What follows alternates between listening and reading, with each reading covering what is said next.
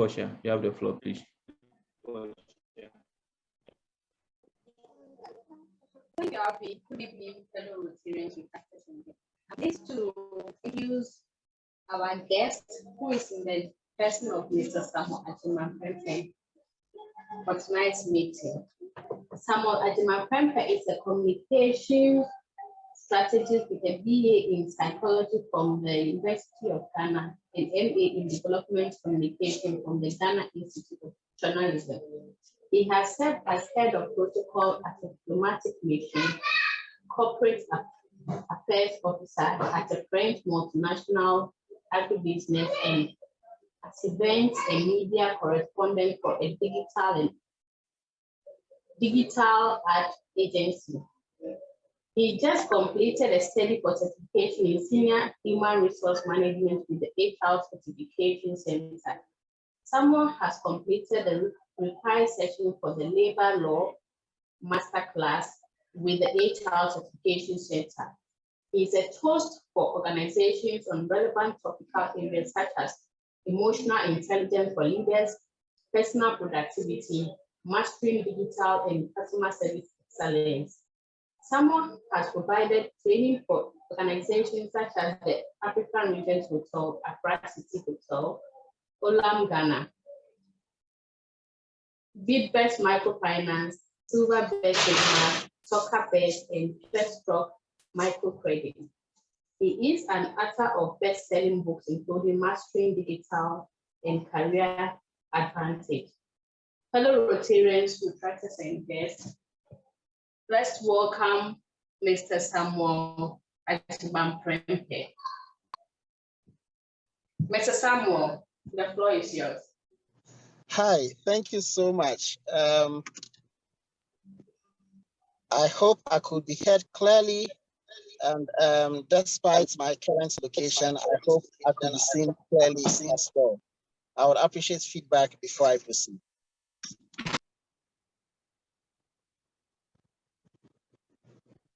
I can hear you, Samuel. Thank you so much. Thank you so much. So we set the ball rolling.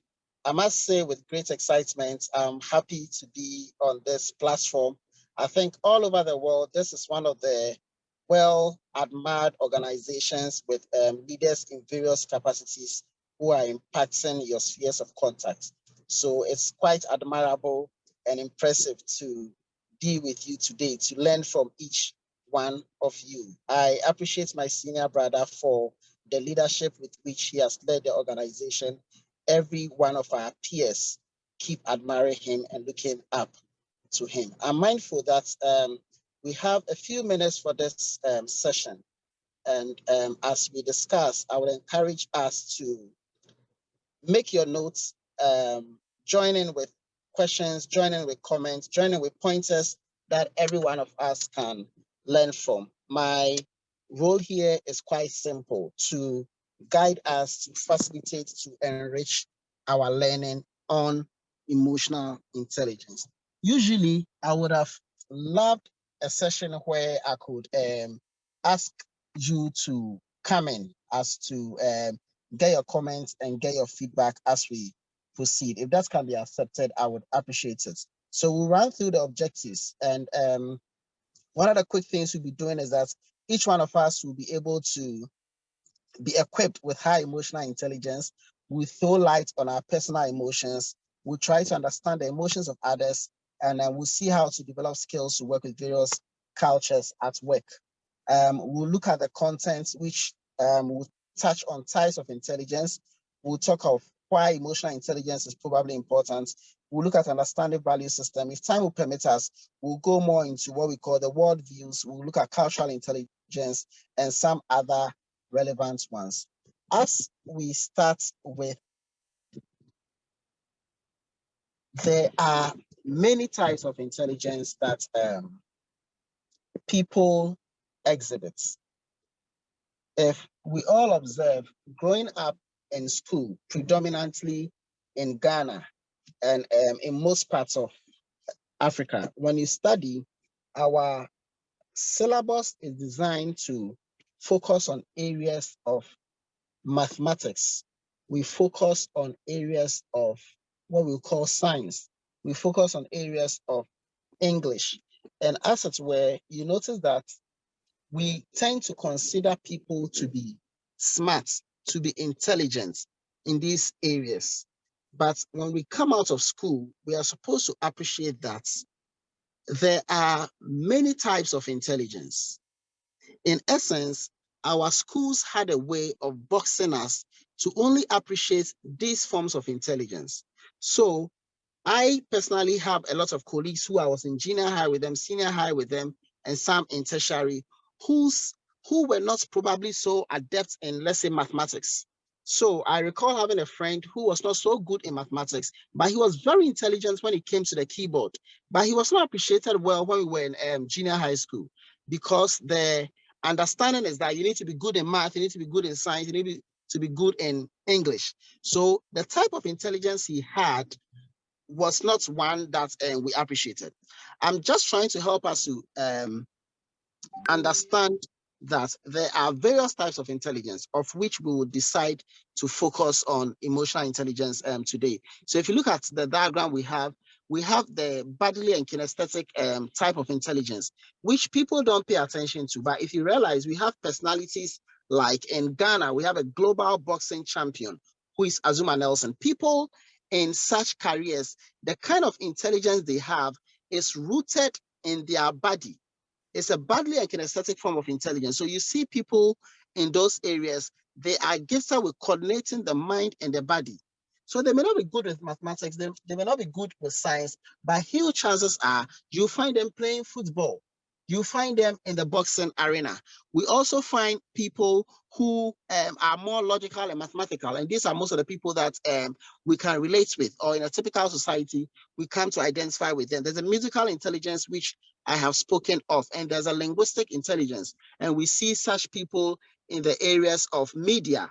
We see them as MCs.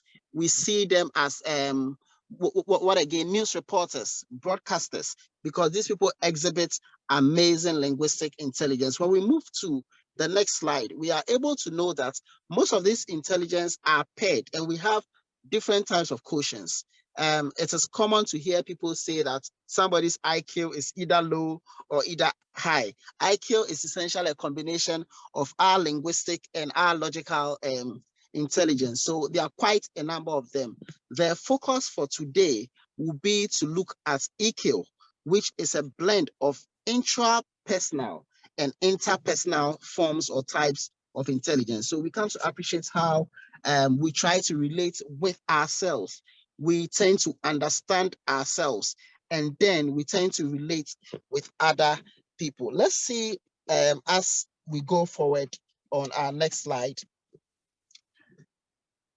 It has become common and rather very important in our age for many companies to now appreciate emotional intelligence.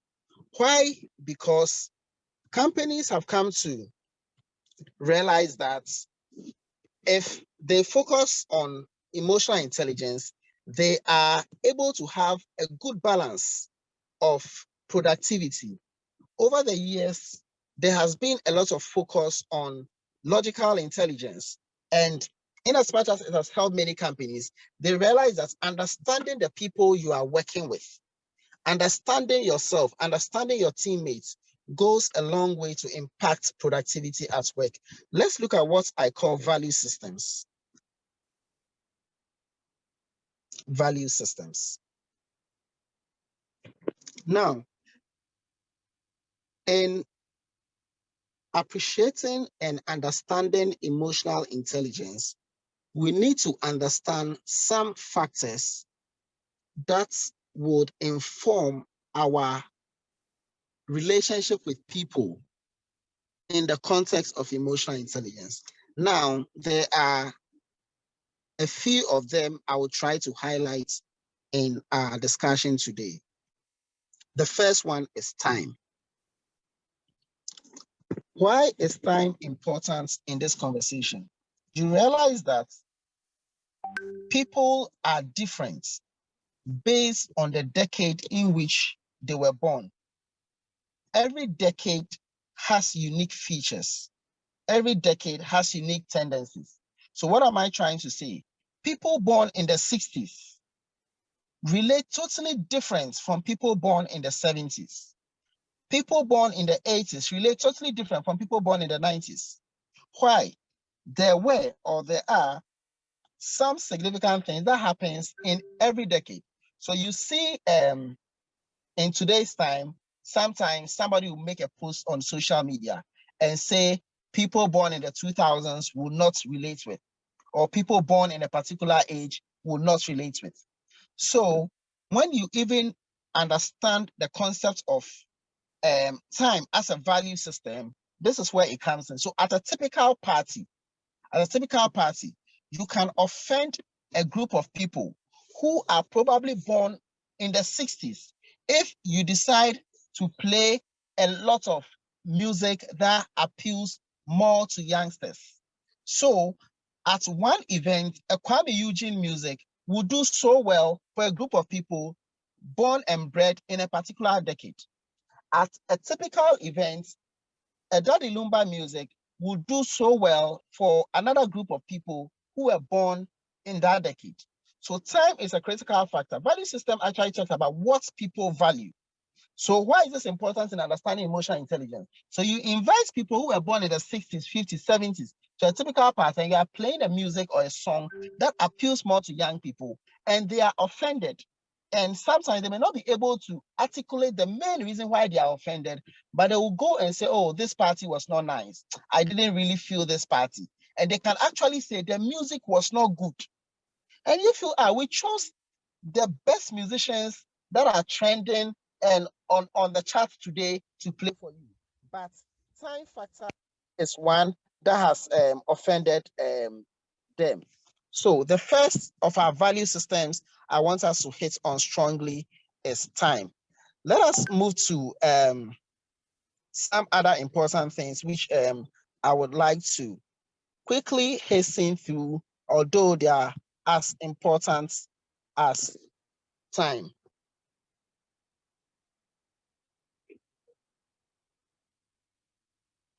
The first I will talk of in addition here is family. Now, what defines some of our value system in terms of family? Every family and what they value. Why is this important? You may be related with somebody, and what is important to them is because of how their family shaped them. People are shaped differently because of the families in which they were born into. Let me quickly move to religion. It is, before I go to religion, in the context of family, you can observe that some people grow up eating together in one bowl, eating together in one plate. Some other families, the entire setup is on a dining table, and each person has their cutlery, each person serves, and the meal is passed from one person to the other. So you'll be meeting somebody in a corporate setting, and you will assume that this person is antisocial. They don't like to mingle with people. And you may make comments undertone or directly, which may offend them. Understanding emotional intelligence tells us that there is nothing wrong with the person. The person was only brought up differently. So another person who was groomed in a home where we all eat in the same bowl, we all sit on the floor, on the table, and all eat together, that person may want to mingle with people, go out for group lunch, and all other activities. But another person who, as it were, was cultured differently will not appreciate this. And you may think that that person is queer or is different in another way. Now, we move to religion. In almost every context, you find people of various religious backgrounds. Understanding emotional intelligence helps us to appreciate that. One of the reasons of which most people are in their faith that they are in currently, one of the reasons is often because they are born into that faith. So chances are that as we speak, we have most of our participants from Africa here. Chances are that if we were born in a typical Islamic community, that is the faith you would have belonged to. Chances are you were born in a typical Jewish community, that is probably the faith that you would have belonged to. Now, it is easy for people of different faiths to critique other faiths and have a way of presenting your faith over the other. We need to appreciate that people's religious makeup has a way of affecting them, and it is important to them. So your faith is as valuable to you as another person's faith, and you should be cautious in your utterances to them. I moved to society where our orientation in the society also cultures how we do things. So typically, if I look at the context of Ghana, people who grew up in, let's say, Zongo areas in Nigeria or Ghana would relate totally different with people who in Nigeria were groomed in VGC, or in Ghana, they were groomed in, let's say, East Legon or Villaggio or Regimano. So society has a way of impacting people. If you take school like this, somebody went to a typical 1 and 2, or how do we call it, community school, or 1 and 2 JHS, or go to school in the morning, they close, other people go in the afternoon. Another person went to school in a Montessori. And that has a way of shaping their learning, their understanding. There's nothing wrong with any of these people. They grow up differently, appreciating and valuing things differently. So before you make a statement to somebody and say that even their construction and expression of their lingua or their language, or they are not good in expressing something, you should understand that you were probably privileged to have gone to a school that you were not affording your own fees, but your parents probably were affording the fees for you. So that understanding and mindset is very important. Let's look at employment. Sometimes you may be working in one organization, and this is how the code of ethics and how things are done here. You move to another organization, and it's totally different at all. Appreciating the value systems in the new organization become significant. I want to highlight on major impacts. I am mindful that we will take questions, comments, and interactions. Now, there was a time in Ghana, and I think all over the world, where people believe that there was a big stone coming to hit the world. So what happened? People renewed their faith. People sold their belongings. People started preparing and knowing that the stone is coming, the world has come to an end. That is a major impact on people. So for such people, they live life with a sense of urgency. Imagine somebody in that era, and it's not been so long, and we're told that this big stone is coming, and you tell them to go and sign up for a course. A course is not important for them now because there's a stone that has come to mess up the whole world. This is not the time for them to go and sign up for a course to develop themselves and all that. There are some major impacts that have shaped the world, and of which the stone is just one example. For instance, people born in previous eras will not appreciate why we are observing social distance, why people are using face masks and face shields. So if you see somebody using face masks, face shields, washing their hands almost every moment, you make sensitive comments. And it is because of a major impact. That is why they do that. What am I hitting at? Even fast forward, when everybody comes to appreciate that, oh, the effect of the pandemic is low, you will still find people that whose lives and orientation have been shaped by that major impact and still observe the routine and procedures that were guided by that major impact.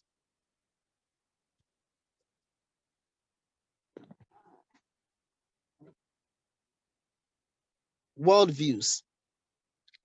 Worldviews is closely connected to some of the things we have shared in the previous on what defines our value system. So in understanding and appreciating value system, the core message there is that what is important to you may not be important to another person. And what is not important to you, you shouldn't just assume that it is not important. It is just important to somebody, or it is just not important to you. So that is the understanding and appreciation of value system that we need to adhere to. Now, worldviews. Worldviews teaches us that people see the world differently. People view the world differently. People have different eyes with which they see and relate to things around them. Let's look at something closely when we talk about filters and labels.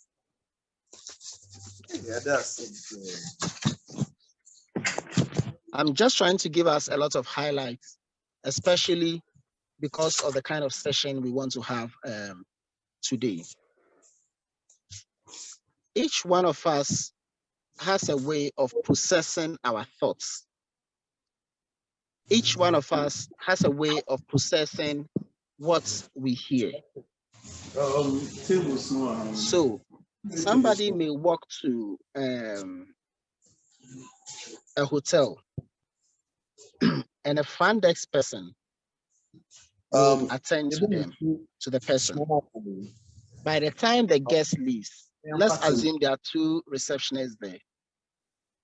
One person could be offended by what the guest said or how the conversation went. Another person will see totally nothing wrong with whatever the conversation or whatever happened and will just be okay. But another person will be offended. On the flip side, a customer can also come to the same premise. And with regards to the same, let me say, line of welcome that the hotel gives to everybody, that customer will be offended by what everybody has been okay with. That is where filters and labels probably comes inside. People filter things differently. Another way of saying this is that people interpret things differently. People hear things differently. So what may be offensive to one person may not be offensive to the other.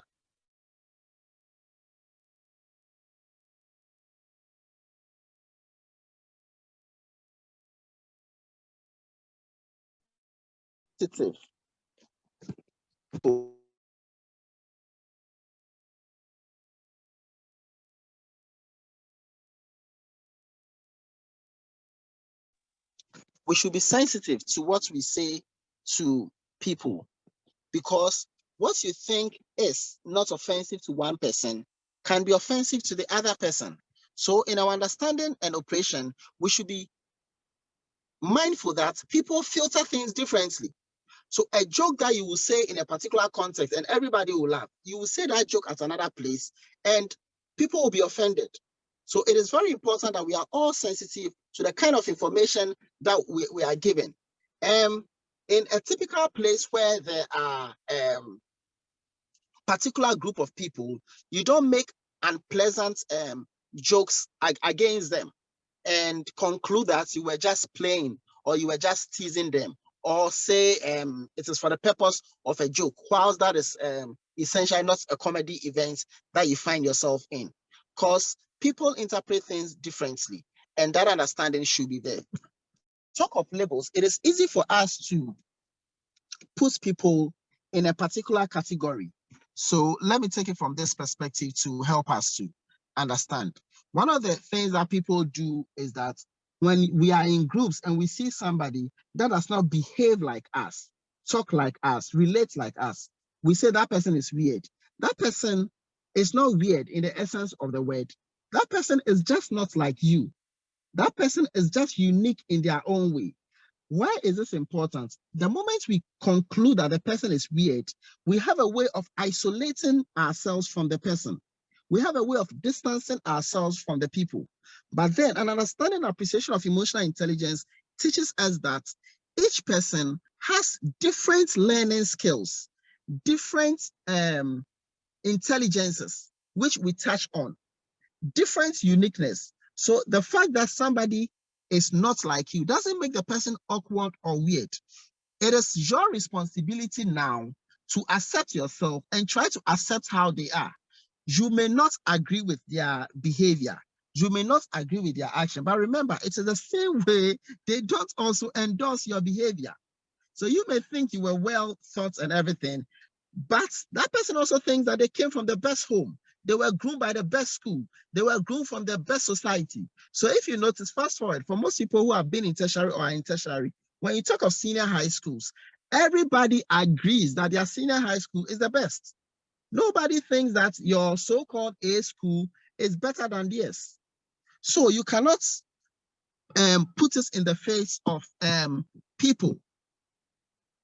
And that is the kind of mindset that we need. So you don't label people, this person is weird, this person is like this person is like that.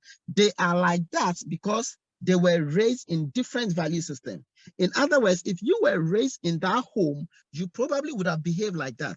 If you were raised in that school, you probably would have behaved like that. If you were raised or socialized in that religion, you probably would have behaved, acted, or speak like that. So don't label people wrongly and don't think that people are some way and yours is the better one.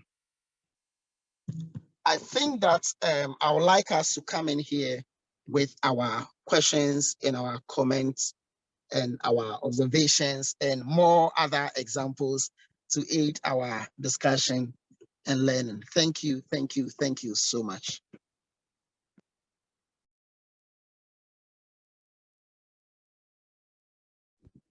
Thank you very much, Samuel.